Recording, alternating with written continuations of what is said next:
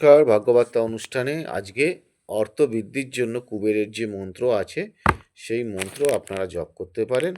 হিং সিং কুবেরায় বৈশ্ববনায় যক্ষাধিপতয় ধনধানন্দ সমৃদ্ধিং দেহি মে কুবেরায় স্বাহা বা নমঃ, এই মন্ত্র আপনারা জপ করতে পারেন। আরেকটা হচ্ছে ওম হ্রিং শ্রিং ক্রিম ক্রিম কুবেরায় অষ্টলক্ষ্মী মম গৃহে ধনং পুরায় পৌরায় নমঃ, এই মন্ত্র জপ করলে অর্থ আপনার আটকে থাকা অর্থ ফিরে আসতে পারে। অর্থ নির্ভর করবে দ্বিতীয় একাদশ, সপ্তম স্থান, দশম স্থান, নবম স্থানের ওপর।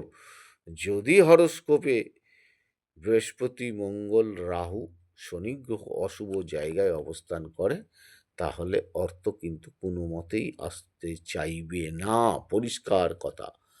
আরেকটি মন্ত্র যেটা শাস্ত্র বলছে, ওম হ্রিম শ্রীম ক্রিম শ্রীম কুবেরায় অষ্টলক্ষ্মী মম গৃহে ধনম পুরায় পৌরায় নমঃ।